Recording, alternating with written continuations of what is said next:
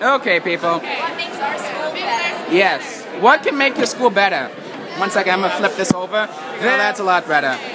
Okay, Emma, what can make our school better? I think Speak up. like school spirit. That would be huge for our school. Like we're getting a new mascot this year. Yes. That looks like a lion matching. And it's gonna be so cool. And I think having working waters, like other teams put in for all the sports tournaments and stuff, we can't even offer toilet paper or water pressure.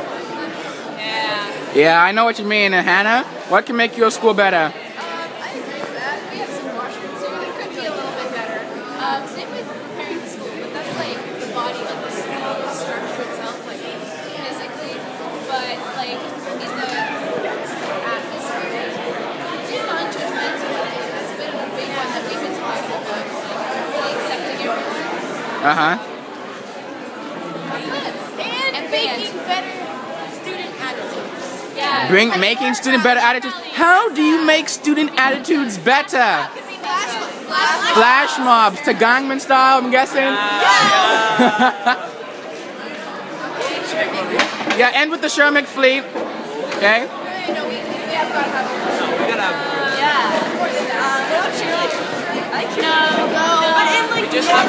We have to resonate a positive attitude. And so you guys, I'm guessing you'll believe that bringing these pep rallies and the mascots and the things of that sort will. I think that would increase school spirit, and by having school spirit, the kids would want to come to the school, like enjoy the school, and they have more pride in it. And it makes people have a better attitude towards coming to school. And then when you have a better attitude towards your school, you want to further improve it. So as I get it that the equation is schools.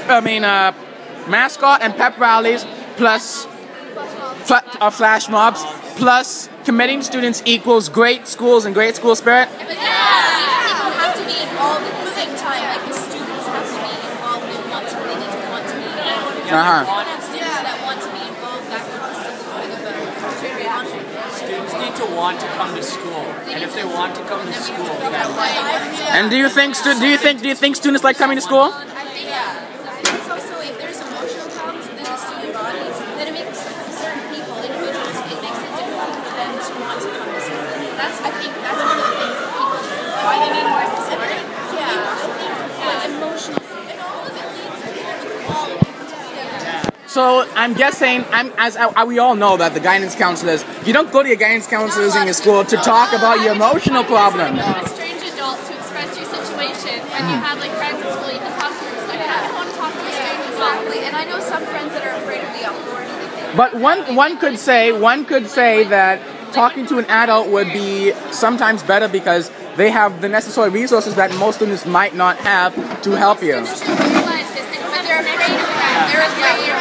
They're afraid of those adults. She has a question for us. So, as you know, teachers did this discussion of contracts and not being allowed to do extracurriculars. Yes. That includes my prom, because I'll be graduating this year. How do you And guys our feel? band. And your band. Yeah. Our student council. These are everything. What school do you go to? I go to Sherwood. Oh, so you guys have that stopped, all of it? Well, at McNabb. Yeah, we still have everything. Like I paid for my prom fees, my grad fees yesterday.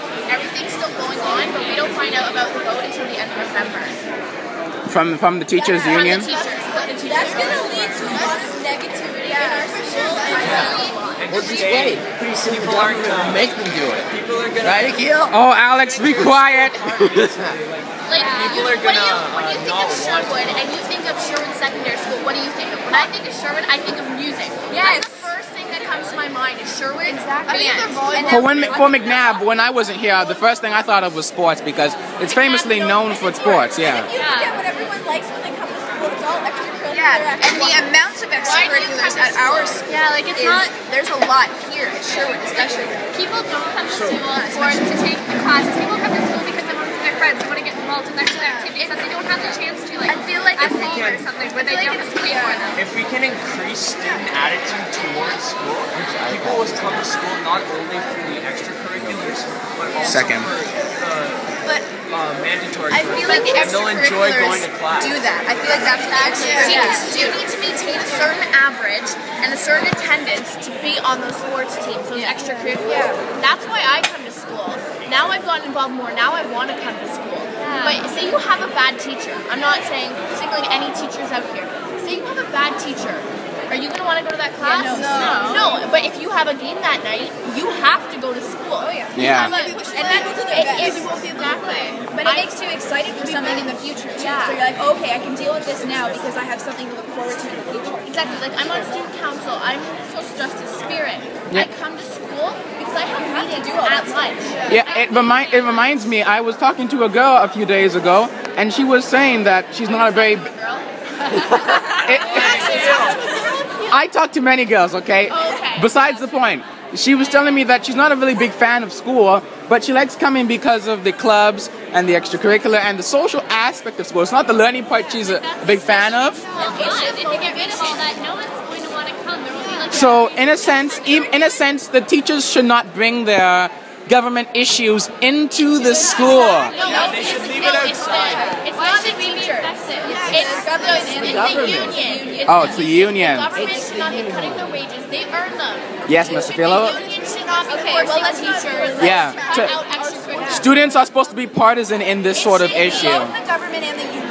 And I think they should work together without using the kids as their pawns. yeah, like pass The down. union Like, just wants fair wages, and the government is saying no. The unions want equity for the teachers, and the government's saying, sorry, you're not that important to but like us. the whole, I'm the whole in the public sector, the whole public sector is it's not a good feeling of feeling that extra. Not really. The teachers are not treated the same as the doctors. The doctors aren't being systematically hunted down like witches like the teachers are. That's not the same. You guys are in grade 10, 11, right? Yeah. Like, think about yourself and put myself in mine and Jeff's position. Are you in grade 12? Yeah. Put yourself in our positions, okay? You're in grade 12, you know, big year, you know, you have lots of things, you apply to university, college. Then you think prom, that one night, that one final That night. one that you special get to day. Hang out with every kid that, you know, maybe you did a year with them, or maybe you did all four with. That final year that you get to spend with them, that special moment, and all of a sudden, that thing that you look forward to, no You more. look forward to that moment for 4 years, and then all Yeah. of a sudden it's not fair to anyone, and it's not fair to happen. If you say it's for the good of the students, it better be for the good of the students. Yes. Like, they say they're doing this for the students, but they're taking our stuff but away. at the same time, there's those teachers who will step up and say, okay, no, we still want to do this. And that's what volunteer work is. The So teachers we are don't doing know. volunteer work. They want to do it. Don't know. Unfortunately, though, it's been outlined by the Supreme Court of Canada that students have no rights in schools. So we wouldn't have the right. We wouldn't have the right to go on strike or tell our teachers they have to. I don't know what section it is. I want to say it's section 15 of the criminal code. I don't know exactly. I studied it last night, actually. It says that we're all equal. If you're saying we're all equal, then make every year equal. If they get to do prom last year, then I should get my prom this year. Indeed.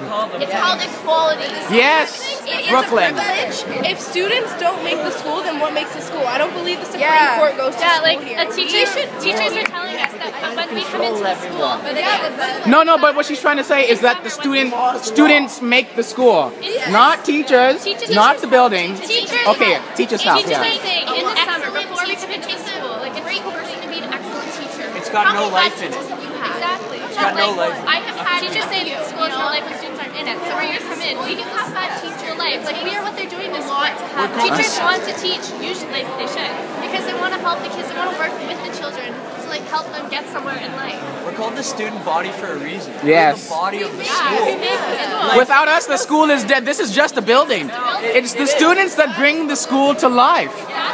Sherwood without me or it's called the putting students first act. Yeah, the putting us first. Yeah, no. It's not going by what they're trying to do.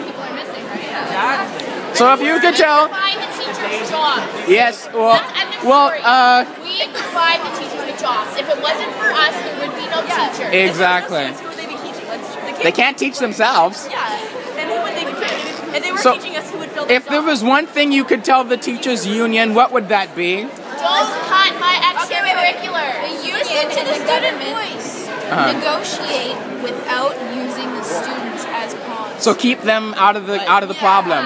You you like know, we're not their the things unions teachers. Like should they can't work use us just to get back at boards, teachers. and Like the government the kids will taking get away annoyed. that right, Come to the taking schools away and the listen to collective what everybody bargaining else rights, which is an extent of freedom of expression, which is guaranteed. Wait, whoa. Emma just brought up a really good idea. What do you say? Maybe you need to have a student representative on their councils or something, so that they can't use us the way they have been, because this is cutting everything we want out of school. It's making school not enjoyable. It's making us so we don't want to come, and that's not what we want. We want schools to be fun. We want the place to be social. Are you taking a picture?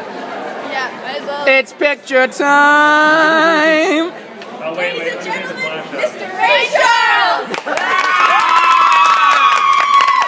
That's a camp thing. I think that's a camp No one gets it. No one gets it. I think we should have a rally and protest when they petitions. So wait, do you think the teachers will agree with the union and stop extracurricular activities?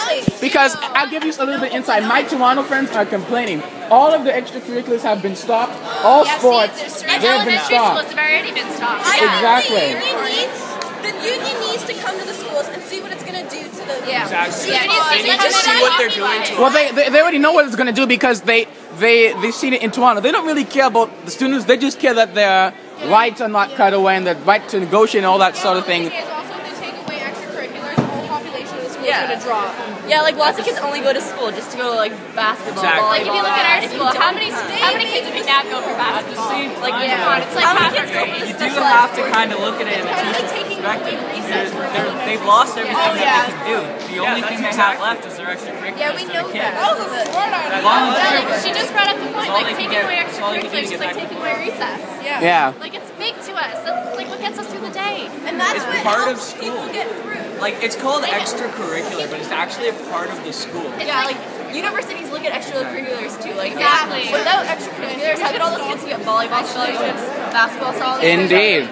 They won't get So taking away our extracurricular is also harming our academic life. Is that what you're saying? It affects everybody. More kids skip class because they don't want to go because they think that they'll Like, go to their think next about this. In say our extracurriculars get cut. What about student council? What is going to connect the students to the teachers? Nothing. Like it's going to go realistically. Not entirely. There is a certain power that student council has. No, they that won't. Student council Student will get council cut. Student council won't get cut. It'll still Right, be Charles, wrap it up. Terry Fox and other things like that, fundraisers and everything. This has been a wonderful discussion. I'm gonna turn the camera on myself.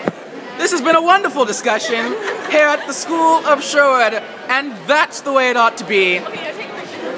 Have a great day.